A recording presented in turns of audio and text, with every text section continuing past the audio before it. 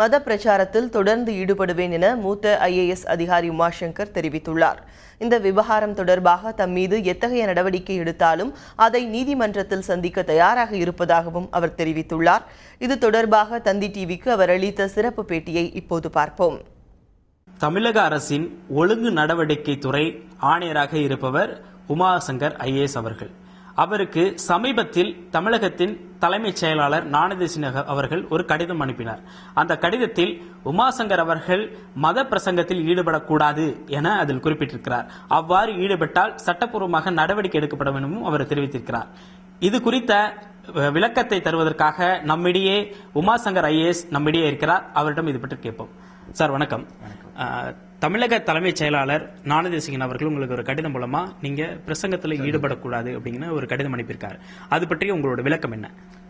இது கிறிஸ்தவ சபையில போய் கிறிஸ்தவர்களுக்கு பேசுறத கேள்வி கேட்கறதுக்கு யாருக்கும் உரிமை இல்லை. அது என்னுடைய தனிநபர் சுதந்திரம், என்னோட பர்சனல் லைஃப். அது தனிநபர் சுதந்திரம். ஆர்டிகல் 19, ஆர்டிகல் 25 இந்தியன் கான்ஸ்டிடியூஷன் படி இதுல அரசாங்கம் தலையிடுறதுக்கு இதுல அனுமதி கிடையாது. இது தனிநபர் சுதந்திரம், என் பர்சனல் வாழ்க்கை. இதை அவங்க போகக்கூடாதுன்னு சொல்லியிருக்காங்க. ஆனா அரசாங்கம் சொன்னதுக்குனுங்க, இயேசு எனக்கு சொன்னதுனால நான் அதுக்கு கட்டுப்பட்டு 7 கூட்டங்கள் இந்த வாரம் இருந்தது. 7 கூட்டத்தை ரத்து பண்ணிட்டேன். இன்னைக்கு சாயந்தரம் ஆவரக்குளத்தில் பேச வேண்டியது, அதை எல்லாத்தையும் ரத்து பண்ணிட்டேன். இப்ப அரசாங்கத்தோடையும் வேற ஹைகோர்ட் வழியாக இதை எடுத்து என் தனிநபர் சுதந்திரத்தை நான் நிலைநாட்டுறதுக்கு நான் முயற்சி பண்ணுவேன். நடத்தை விதிகள் 1968 படி விதியின்படி நீங்க செய்யறது ஒரு நல்லிணத்துக்கு எதிரானது, அது தடை செய்யப்பட்டிருக்கு அந்த விதியின்படி அப்படிங்கிற மாதிரி ஞானதேசிகன் அவர்கள் கடிதத்தில் குறிப்பிட்டிருக்கிறதா சொல்லப்படுது. அது பற்றி உங்க கருத்து? அது நடத்தை விதியே கிடையாது. அதாவது ஒரு சப்ஸ்டான்சிவ், இந்த கரப்ஷன் பண்ணினா அப்படின்னு சொல்லிட்டு அடுத்தது எல்லாரமும் நல்லா இருக்கணும் அப்படிங்கறத ஒன்று ஆட் பண்ணுவாங்க. இது சப்ஸ்டான்சிவ் விதியே கிடையாது. அதனால சும்மா இல்லாத விதி ஒன்ன கோட் பண்ணியிருக்கிறாங்க. ஒரு கிறிஸ்தவ சபையில போய் கிறிஸ்தவர்களுக்கு பேசுறது, இது எந்த விதத்துல நன்னடத்தை விதியில அது வரும்? இந்து கோயிலுக்கு நான் போய்கிட்டு தான் இருந்தேன். திருவாரூர்ல இந்து கோயிலுக்கு ரெகுலரா போய்கிட்டு இருந்தேன். போய் கும்பாபிஷேகங்கள் எல்லாம் போய் இனாகுரேட் பண்ணினேன்.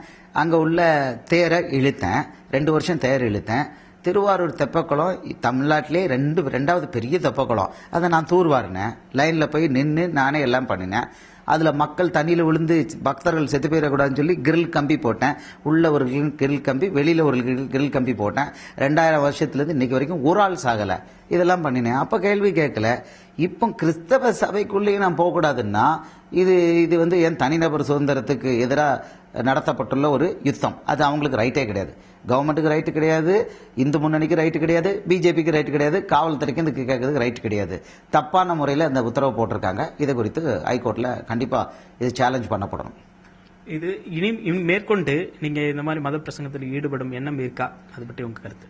இயேசுவை ஏற்றுக்கொண்ட ஒவ்வொரு மனுஷனுக்கும் மனுஷிக்கும் இயேசு கொடுத்திருக்கிற ஒரே கட்டளை, போய் நீங்கள் புறப்பட்டு போய் சகல மனுஷருக்கும் சகல ஜாதிகளுக்கும் சுவிசேஷத்தை பிரசங்கிங்க. இயேசு ஒருவர் தான் பரலோகத்துக்கு வழின்னு சொல்லி இந்த சுவிசேஷத்தை எல்லாருக்கும் பிரசங்கிங்கன்னு சொல்லி இயேசுவை ஏற்றுக்கொண்ட ஒவ்வொருத்தருக்கும் அவர் இயேசு கட்டளை கொடுத்திருக்காரு. அந்த கட்டளை இந்த அரசாங்க உத்தரவு எல்லாத்துக்கும் மேல, அது கண்டிப்பா பண்ணித்தாக்கணும். அதனால இப்போதைக்கு அரசாங்க உத்தரவுக்கு மரியாதை கொடுத்து, அவங்க சட்டத்துக்கு புறம்பா அந்த உத்தரவு கொடுத்திருந்தாலும் அதுக்கு மரியாதை கொடுக்க சொன்னார் இயேசு. மரியாதை கொடுத்து ரத்து பண்ணியிருக்கேன். இப்போ ஜனவரி, பிப்ரவரியில, மார்ச்ல இன்னும் நிறைய கூட்டங்கள், ஏப்ரல் வரைக்கும் கூட்டங்கள் இருக்கு. இது என் தனிப்பட்ட நபர். சனிக்கிழமை, ஞாயிற்றுக்கிழமை நான் எங்க போறேன், சாயந்தரம் 6 மணிக்கு மேல நான் என்ன பண்றேன், அது என்னோட ரைட், பர்சனல் ரைட். இது ஒன்றும் தீவிரவாதம் கிடையாது.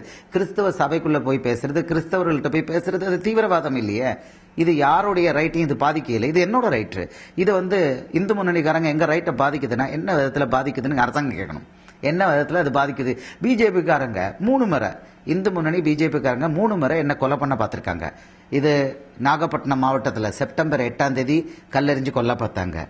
கடந்த ஆண்டு ஆகஸ்ட் 10ஆம் தேதி 2014 லெவிஞ்சிபுரங்கிற சிஎஸ்சி சபையில நான் பேசிட்டு வரும்போது திருக்குறங்குடிங்கிற இடத்துல இந்து முன்னணியர் போலீஸ் காவலை மீறி என் மேல பெரிய பாறாங்கல்ல போட்டாங்க. காரை உடைச்சிட்டு அது உள்ள வந்தது. எனக்கு உயிர் பழைச்சது ஒன்னாகல. இந்து முன்னணிக்காரங்களை 3 பேரை அரெஸ்ட் பண்ணாங்க. அடுத்தது இந்த ஆண்டு இப்ப எழுதியிருக்காங்களே 16ஆம் தேதி ஏதோ பண்ணிவிட்டாங்க.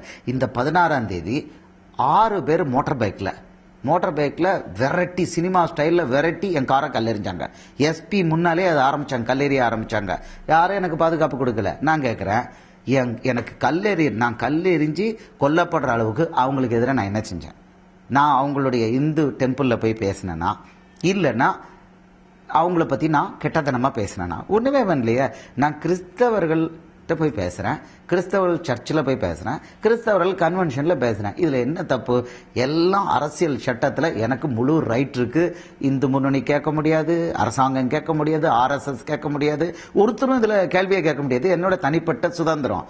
இதை தப்பான முறையில் இப்படி பண்ணிட்டாங்க, ஒரு தடை உத்தரவு போட்டிருக்காங்க. இதை அவங்களுக்கு நம்ம புரிய வைப்போம். நீங்க கிறிஸ்தவ மத பிரச்சாரத்துல ஈடுபடுறீங்க, மத மாற்றத்துல ஈடுபடுறீங்கன்னு ஒரு குற்றச்சாட்டு வைக்கிறாங்க. அது பற்றி உங்க கருத்து? ஐயா, மத பிரச்சாரங்கிறது அது பெரிய விஷயம். நாம் பிரச்சாரம் பண்றது இயேசுவை பத்தி. இயேசு நல்லவர். நான் 2008 சாக போனேன். அரசாங்கங்கள் தொடர்ந்து நான் நேர்மையா இருந்தனால எனக்கு தண்டனை கொடுத்தாங்க. இன்னைக்கு வரைக்கும் நேர்மையா இருந்தனால எனக்கு தண்டிச்சிருக்காங்க. எனக்கு சென்ட்ரல் எனக்கு பிரின்சிபல் செக்ரட்டரி ப்ரமோஷன் கொடுக்கல. எது கொடுக்கலன்னு கேளுங்க, அவங்கள்ட்ட ரீசன் கிடையாது. நான் நேர்மையா இருந்து பொது சொத்தை அரசியல்வாதிங்க கொள்ளையடிக்கும் போது அதை தடுத்து கேட்கும் பொழுது என்னைய தொடர்ந்து பனிஷ் பண்ணியிருக்காங்க. யாரும் கேட்கறதுக்கு இல்லை. 2008 இப்படி பண்ணும் பொழுது நான் என்ன செத்துடலான்னு நினைச்சேன். அப்ப இயேசு வா மகனை ஏன்ட்டவான்னாரு. இயேசுவை ஏற்றுக்கிட்டேன். என்னை யாரும் கன்வெர்ட் பண்ணல, நானா தான். அதனால இந்த கன்வர்ஷன் அப்படிங்கிறது அது போகஸ், ஏமாத்து. மத பிரச்சாரம், நான் மதத்தை பத்தி பிரச்சாரம் பண்ணல. எனக்கு உயிர் கொடுத்த இயேசு, எனக்கு வாழ்வு கொடுத்த இயேசுவை பத்தி சொல்றேன். பிறகு அப்படி நான் சொல்லும் பொழுது மக்களுக்கு வியாதியெல்லாம் படப்படப்படம் குணமாகுது. அர்த்தரைட்டிஸ் வியாதி மேஜிக் மாதிரி குணமாகுது. ஆஸ்மா வீசிங் வியாதி மேஜிக் மாதிரி குணமாகுது. பிள்ளை இல்லாதவங்களுக்கு பிள்ளை கிடைக்கி. இது என்னது? படப்படப்படம். இதெல்லாம் வீடியோல இருக்குது. ஆபீஸ்ல வர்றாங்க, ஒரு நிமிஷம் பிரேயர் பண்றேன், வியாதி குணமாகுது. கோஆப்டெக்ஸ்ல 3 வருஷத்துக்கு முன்னால கண்ணு குருடா இருந்த பையனுக்கு பிரேயர் பண்ணேன், அவனுக்கு ஒரு ரேர் டிஸார்டர், உடனே சரியா போயிட்டு. மனுஷனால மெடிக்கல் ஹிஸ்டரியால மெடிக்கல் சயின்ஸால கியூர் இல்லாத டிசீஸ் சரியா போச்சு. ரைட். சோ நான் மத மாற்றம் பண்ணல, மத பிரச்சாரம் பண்ணல. நான் பேசுறது இயேசுவை பத்தி பேசுறேன். 99.99% கிறிஸ்தவர்கள்ட்ட தான் பேசுறேன். ஆனா இனிமே இந்துக்கள்கிட்ட பேசுவேன், முகமதியர்கள்ட்ட பேசுவேன். அது என் ரைட், அதுவும் என் ரைட்டு. ஒருத்தரும் கேள்வி கேட்க முடியாது.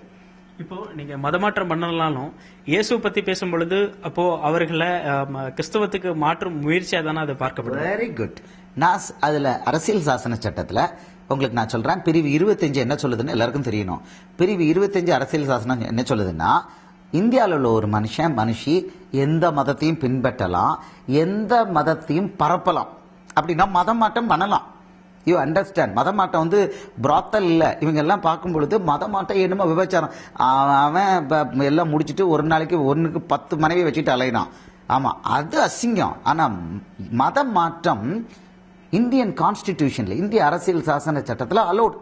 ஆர்டிகல் 25ல நீங்க மதத்தை பிரச்சாரம் பண்ணலாம், எங்கேயும் பிரச்சாரம் பண்ணலாம், அது அலோடு. இது கூடாதுன்னு சொல்றதுக்கு யாரும் கிடையாது. எஸ், நான் இயேசுவை பத்தி பேசுறேன், அது பேசத்தான் செய்வேன். கிறிஸ்தவர்களிடையே பேசுறேன். இப்போ நான் இனிமே இந்துக்களிடையும் பேசுவேன், முகமதியர்களிடையும் பேசுவேன். அதெல்லாம் தப்பே கிடையாது, நான் பேசுவேன். இது அனுமதிக்கப்பட்டுள்ளது. இதுல இந்திய அரசியல் சாசன சட்டத்தில் எனக்கு கொடுக்கப்பட்டுள்ள தனி நபர் சுதந்திரம். இதுல யாரும் தலையிட முடியாது.